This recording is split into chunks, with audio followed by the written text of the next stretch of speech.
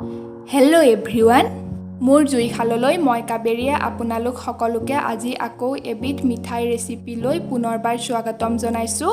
আজি 21 জুন, আজি আন্তৰ্জাতিক যোগ দিৱস হয়। সকলো যাতে সুস্থ সবল হৈ থাকে তাৰেই মই কামনা কৰিছোঁ। আজি মই এবিধ চেৱৈ দি বনোৱা মিঠাই ৰেচিপি লৈ আহিছোঁ।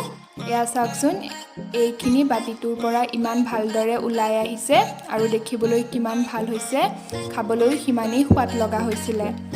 তেন্তে আহকচোন আজি দেৰি নকৰি এই মিঠাই ৰেচিপিবিধ চাওঁ।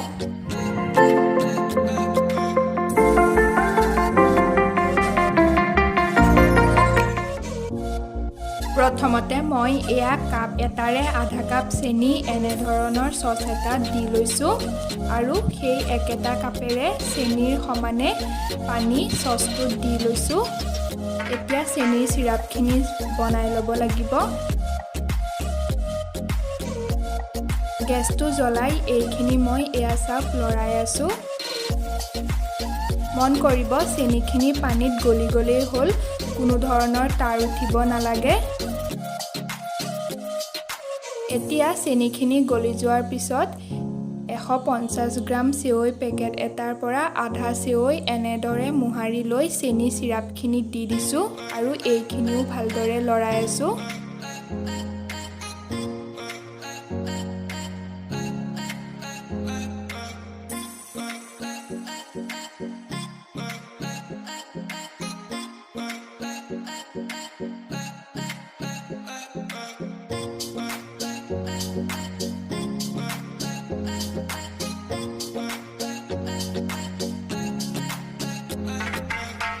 গেছটো মিডিয়ামত ৰাখিছোঁ। প্ৰায় 5 মিনিটমানৰ পিছত এইখিনি হৈ গৈছে।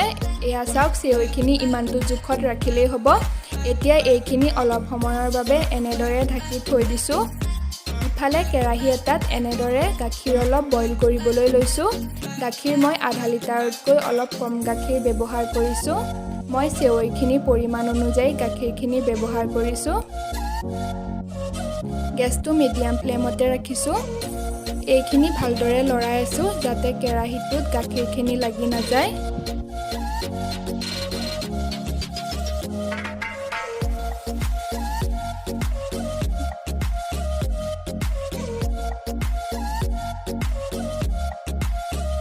ইয়াত মই এয়া পাউডাৰ গাখীৰ অলপ দি দিছোঁ। মই এয়া 10 টকীয়া এভৰিডেৰ পাউডাৰ গাখীৰৰ পেকেটটো ব্যৱহাৰ কৰিছোঁ।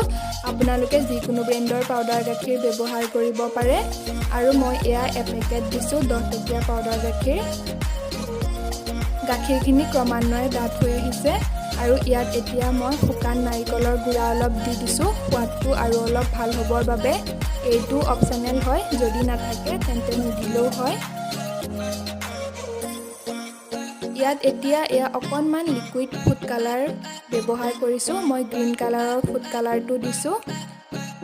এইটো অপচনেল হয়।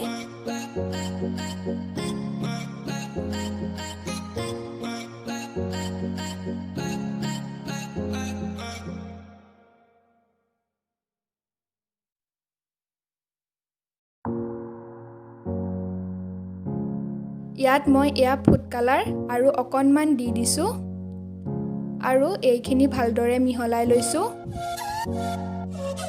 ইয়াত এতিয়া মই এয়া অকণমান চেনি দি দিছোঁ, কাৰণ চেৱৈত চেনি আছেই বাবে ইয়াত মই অকণমান চেনি দিছোঁ আৰু এইখিনি ভালদৰে লৰাই আছোঁ যাতে কেৰাহীটোৰ তলত ধৰি নাযায়।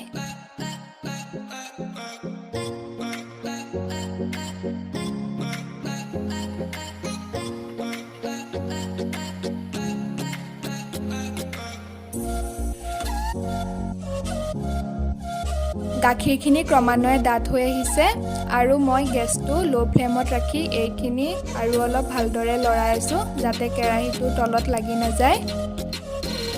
এয়া চাওক গাখীৰখিনি ইমানখিনি জোখত ৰাখিলেই হ'ব, ইয়াতকৈ আৰু ডাঠ কৰিব নালাগে। মই এনেধৰণৰ বাতি এটা লৈছোঁ। বাতিটোৰ ভিতৰত ভালদৰে ৰিফাইন তেল সানি লৈছোঁ। এতিয়া ঢাকি থোৱা চেৱৈখিনিৰ পৰা এনেদৰে চামুচেৰে চেৱৈখিনি বাতিটোত দি দিছোঁ।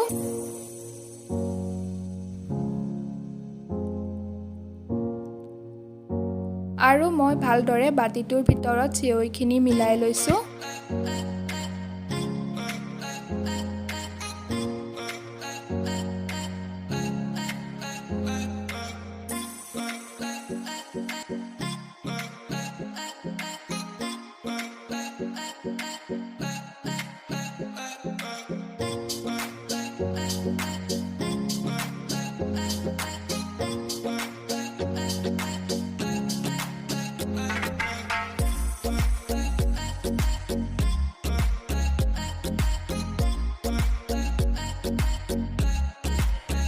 এতিয়া চেৱৈখিনিৰ ওপৰত এনেদৰে চামুচেৰে মই গাখীৰখিনি দি দিছোঁ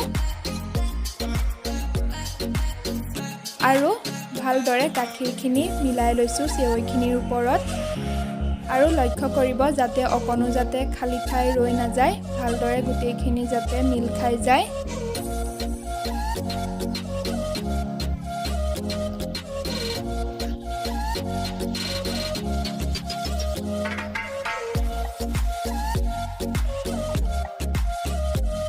এয়া চাওক, চেৱৈ আৰু গাখীৰখিনি ভালদৰে মই মিলাই ল'লোঁ।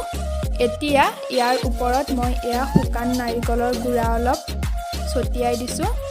এইটো অপশ্যনেল হয়, শুকান নাৰিকলৰ গুড়া সলনি আপোনালোকে যিকোনো ধৰণৰ ড্ৰাই ফ্ৰুইটছ ব্যৱহাৰ কৰিব পাৰে।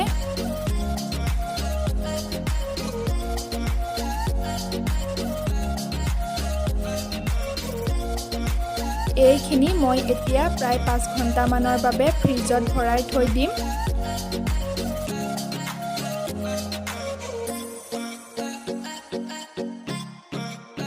পাঁচ ঘণ্টাৰ পিছত এয়া চাওক, এইখিনি মই উলিয়াই আনিছোঁ ফ্ৰিজৰ পৰা আৰু চুৰি এখনেৰে এইখিনি মই এনেদৰে কাটিবলৈ লৈছোঁ।